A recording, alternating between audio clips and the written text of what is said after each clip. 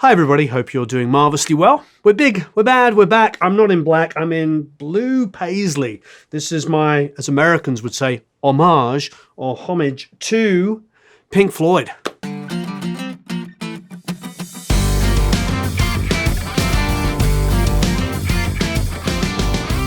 Yeah, I was listening to a lot of Pink Floyd, to say the least, and I went right back to Arnold Layne, I've Got a Bike kind of period stuff, and went through Sorcerer of Secrets and Atom Heart Mother and just like metal, Animals, of course, you know, Dark Side of the Moon. Huge fan. So anyway, hope you're all doing marvelously well. If you haven't already, please hit the like button. If you hit that bell, you will be notified when we have another video, and don't, of course, forget to subscribe. And you can go to producelikeapro.com, sign up for the email list, get a whole bunch of free goodies, and you can try out the Academy. It's a lot of fun. We have a lot of people in there who are incredibly helpful. Okay, so there's a lot of really good questions this week. This one, I think, might have me going on for quite a bit, but it's a really good one. I am going to be beginning an internship at a studio near me this fall. What skills, technical or non-technical, do you believe are most important for an intern to have? So the reason why that jumped out to me is not just because, you know, there's an intern sitting over there. Hey, Chase. He waved, didn't speak. I've got lots of stories that I can tell about interns that have come up and done really well and become very successful. I can think of quite a few that we've worked with and gone on to have amazing careers. But we just did a video yesterday with Jason LaRocca, and Jason interned for many years with a famous film composer. He interned for, I think, about 6 months or a year, and then he got paid really badly. You know, the things that you do when you're going up the ladder. And it's mixing, did some stuff, but he was in a band, and then he went off and played in his band for a while, and then came back, started mixing and producing again, and reconnected with the guy that he had worked with for a few years for free and cheap. And that guy gave him a couple of opportunities, and it clicked, and he's talented, and the rest is history. Somebody put a comment below, and I'm sure they're a lovely person, but they put this comment, something to the effect of, sounds like you just have to be in the right place at the right time. Like, really?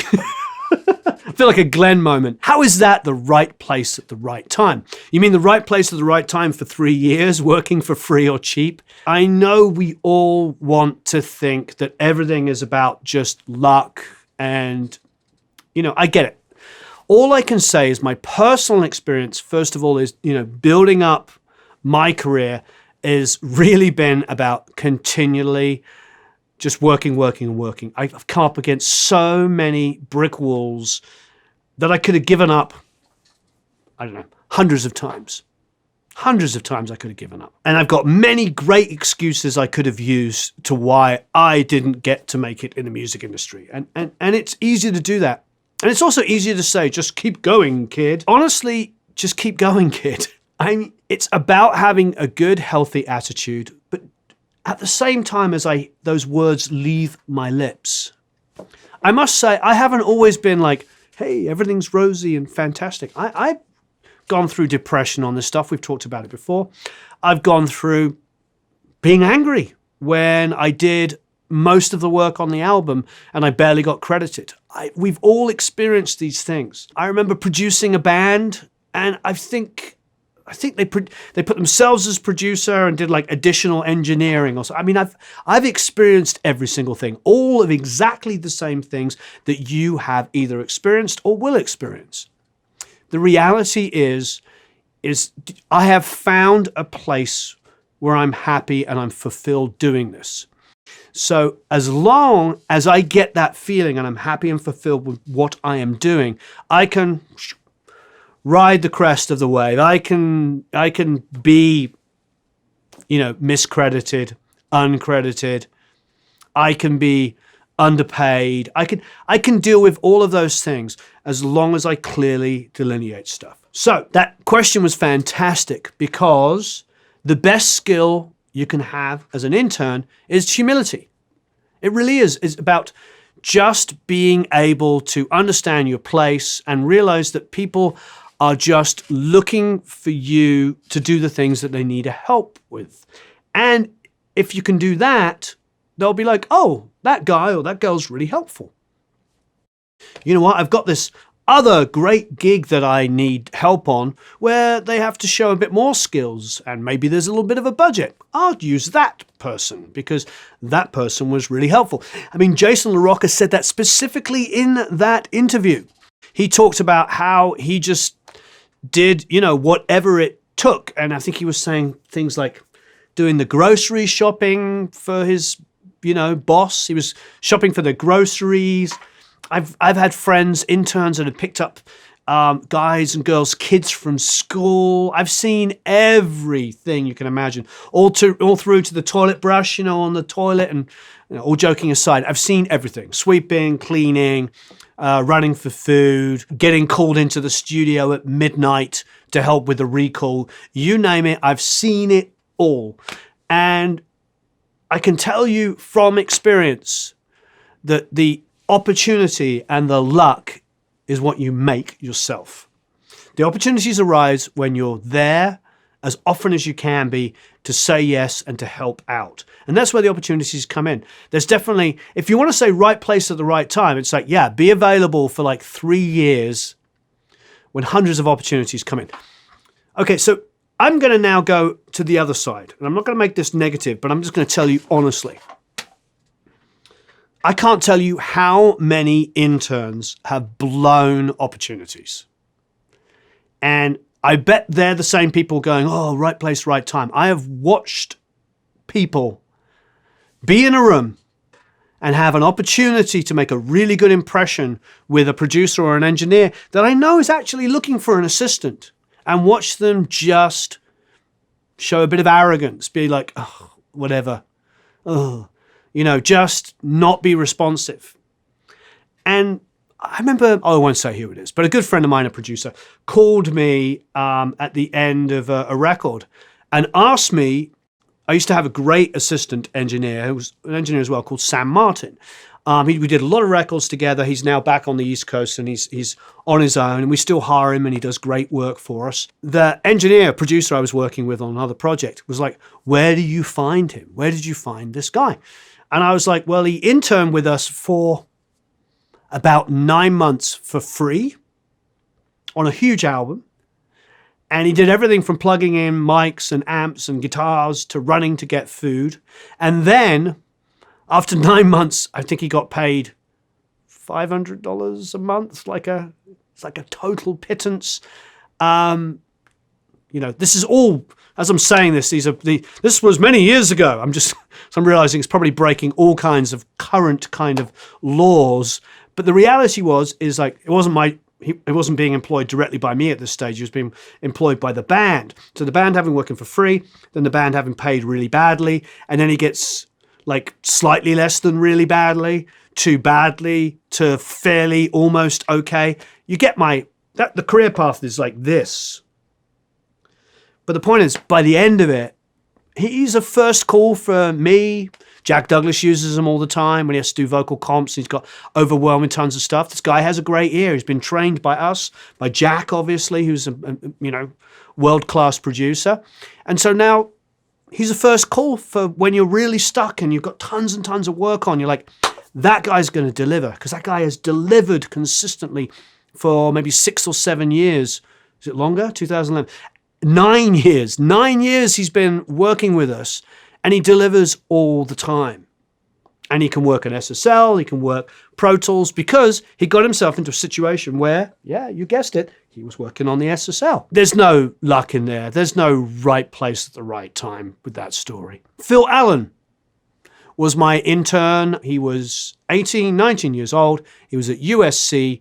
I've heard me tell this story before. We put on a big festival, and we had to get the PA delivered, and his first day was delivering a PA at 7 o'clock in the morning to the outside venue. So he had to be, I remember what time it was, but he had to be at our storage facility, 5:30, 6 a.m., to load it all up, to drive it down to Santa Monica, like put all, it was in this arts district area. I can't remember what it was called. I'll remember in a second. To offload all of the PA, like by this time it's like 9, 10, 11, 12, middle of the summer. And he's putting up this massive PA with like him and 3 other guys, just like strapping it all in and plugging it all together. And he finished at 2 a.m. that night, 2 a.m. So he went from probably waking up at 5 and finishing work at 2 a.m. And there's no luck or right time in the right place at the right time with that one. And then that was a 3-day festival. And on the last day, we had to stay overnight, break down the PA, and then clean the place up. And we didn't have a cleaning crew because we didn't have a budget for that. So I remember me and my business partner actually on Monday morning before the arts district area opened, going around with plastic bags, picking up, you don't want to know what we were picking up, but all of the stuff that happens in festivals. Disgusting. And Phil was with us the whole time. Phil went on to eventually win a Grammy for Adele for recording Someone Like You. He won the Grammy for it. The Grammy for the song. Also, of course, the album won Album of the Year. So I don't know where the right place or the right time is in that. Because he won that Grammy when he was 26. He started working with me when he was 18, 19. I think it was 18 or 19. So, yeah. So it was like 8 years of working with me. And eventually he became like my assistant when he finished school. Then he became my engineer. And then he went and ran my studio, my second studio where Adele and Dan Wilson came in, and he recorded that song and a ton of other demos and productions for other people. He won the Grammy. He came back up here. He engineered with me in this studio for about 3 or 4 years.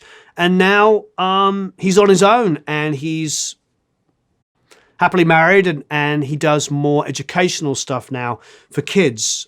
He's chosen a different speed of life because working the 12 to 15 hours that we do is not for everyone. But he did it until he was about 32.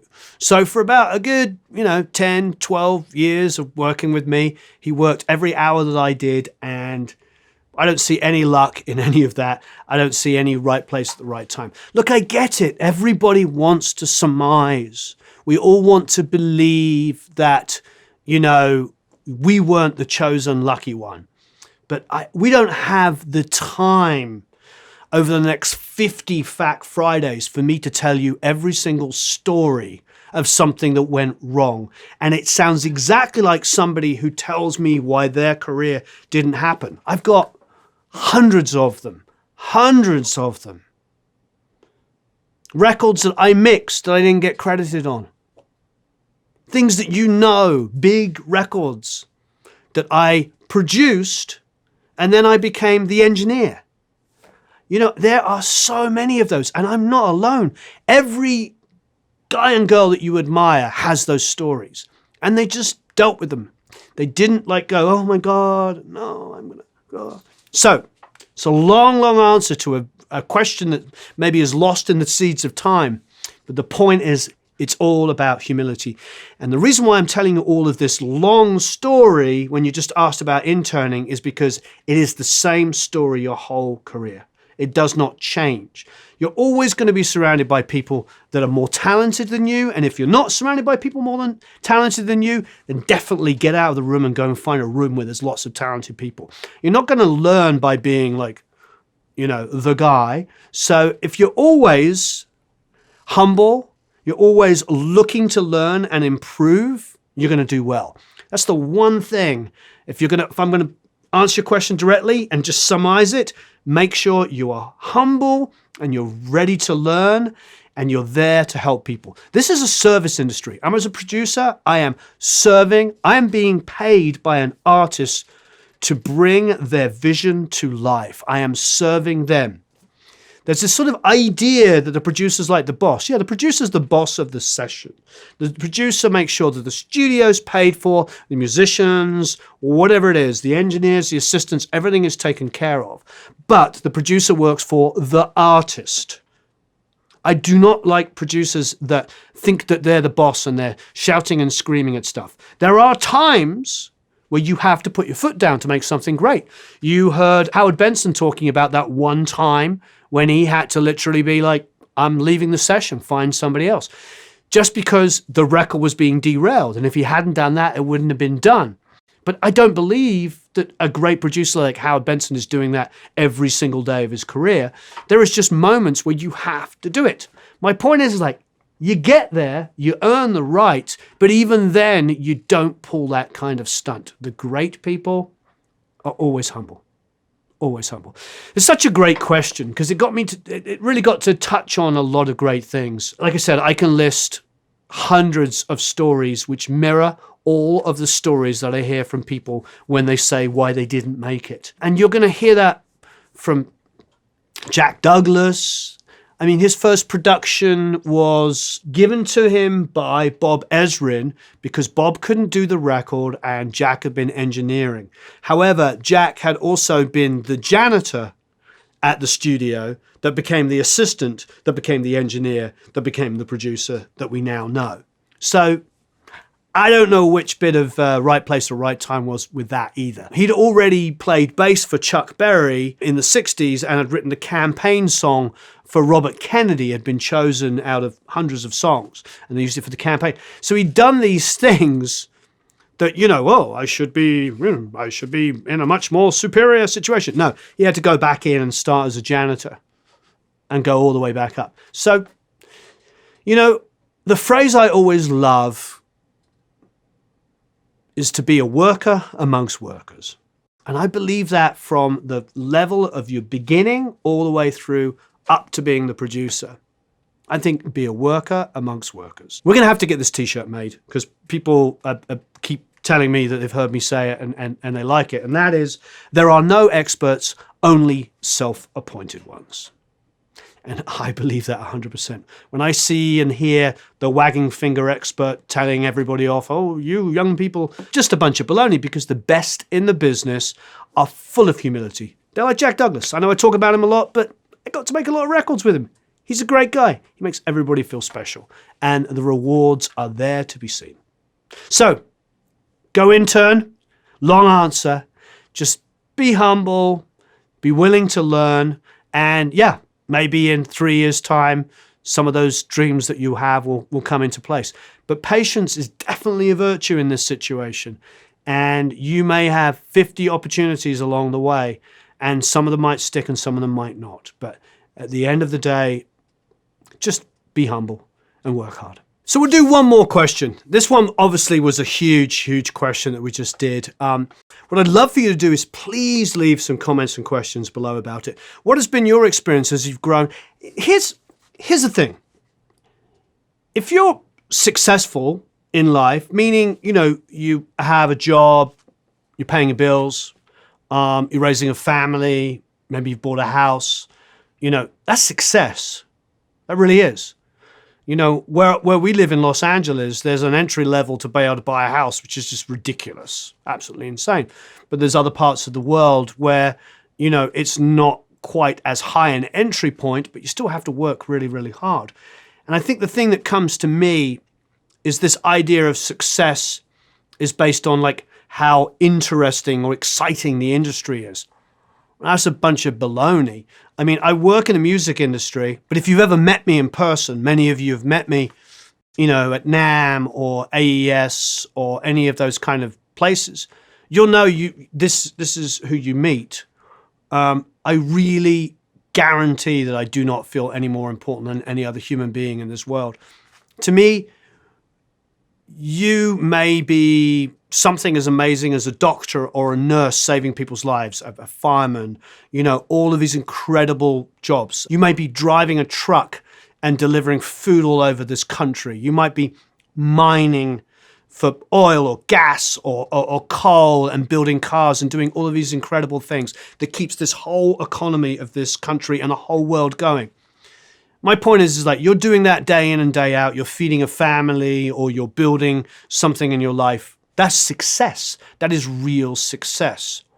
So whatever you hear when you hear the talking heads like me and other people, when you hear people talk about this stuff as success, just remember as far as I'm concerned, your level of success and my level of success is exactly the same thing. We have so many great members of our academy. We have, I don't want to cherry pick people because it's unfair, but there's people in there, single parents that are looking after kids and working night jobs. And you know who I'm talking about, academy members. And there's lots of people like that. And if that's not success, what the heck is? So for me, this is really important that we remember that all of the illusion of the arts and entertainment and this sort of idea that it's better and all of this, it's a bunch of absolute baloney. I keep saying baloney because I want to say something more dramatic, but it's not really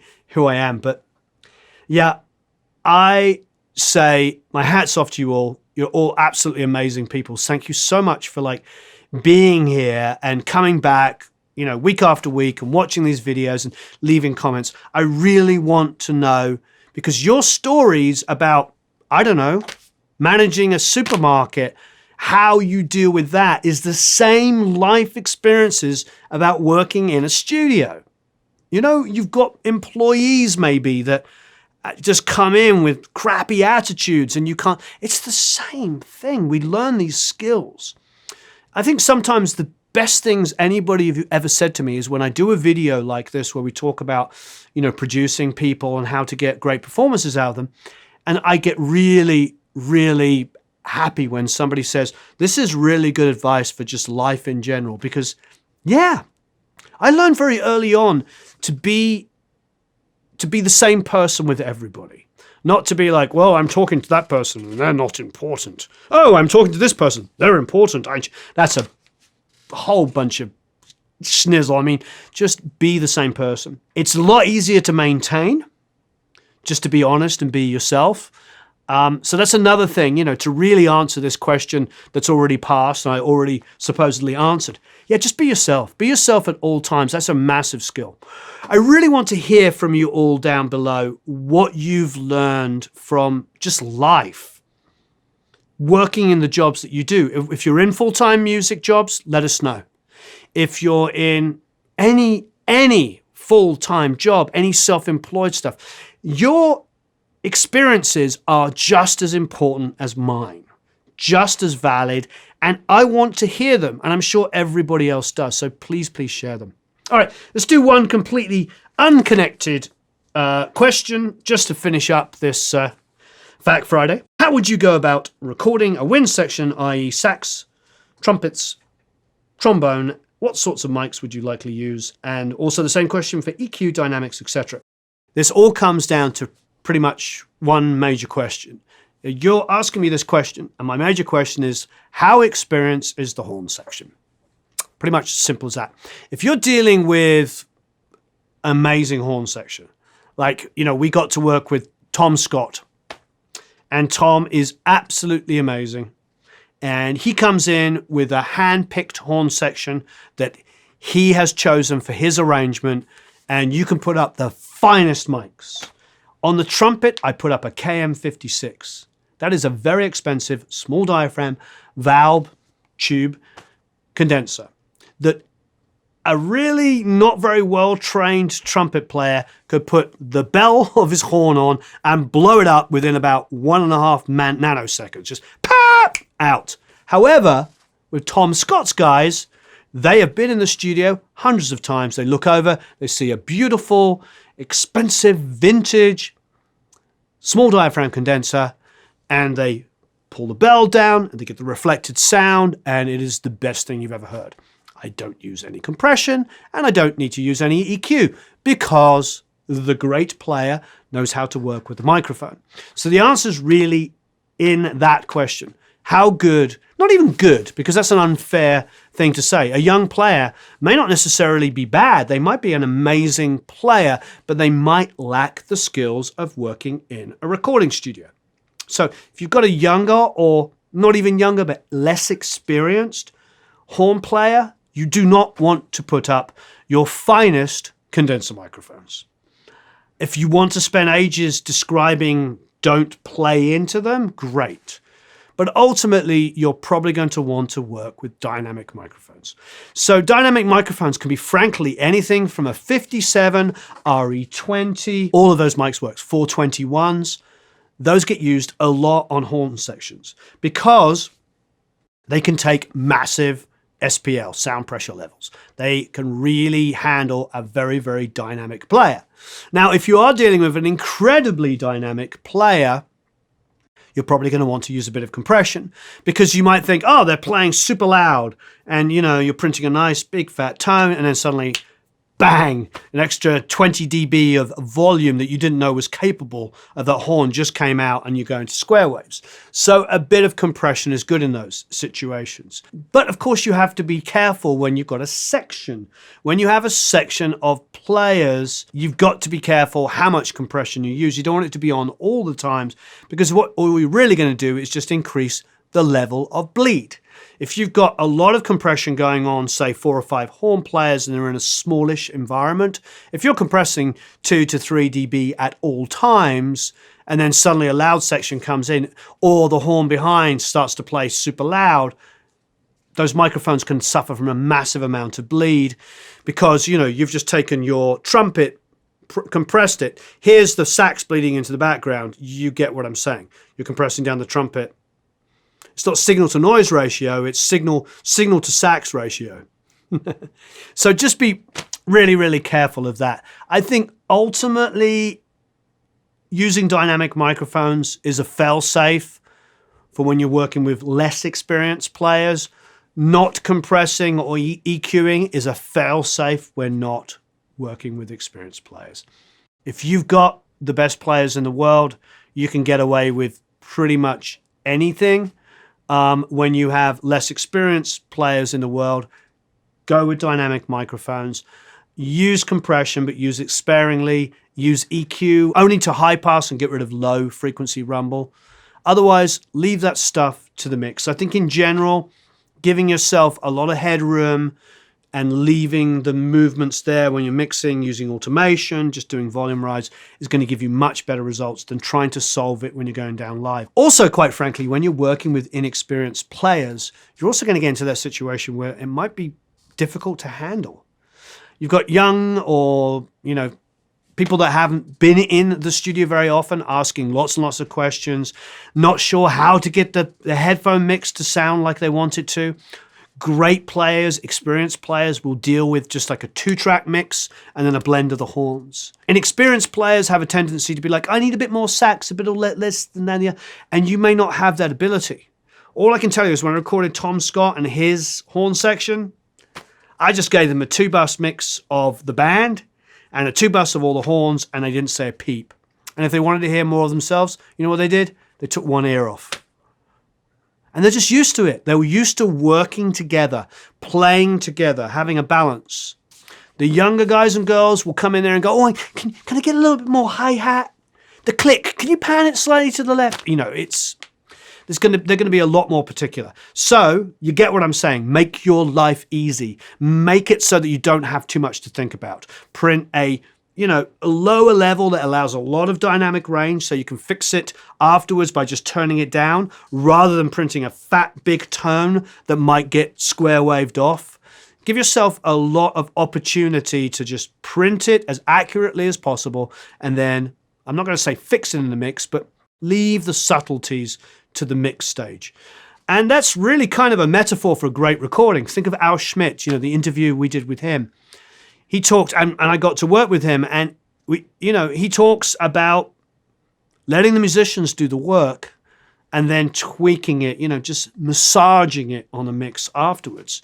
Obviously, Al gets to work with the finest musicians in the whole world. But even if you're just working with some local players, give them the benefit of the doubt. Don't do too much work to it at source. Capture what they're doing and then make it great afterwards, if you have to do some blending. But you're going to have a lot less issues with square waves, etc. if you do that. All right. Thank you ever so much. Please leave us your comments and questions below. Again, going back to the interning and the kind of, how you get into the industry. If you have experience with that, in any industry, and what you've experienced to get there, I'd love to know. Have a marvelous time recording and mixing. I really appreciate you all. You all rock. I'll see you all again very soon. So long, farewell, adios, auf Wiedersehen, au revoir. Goodbye.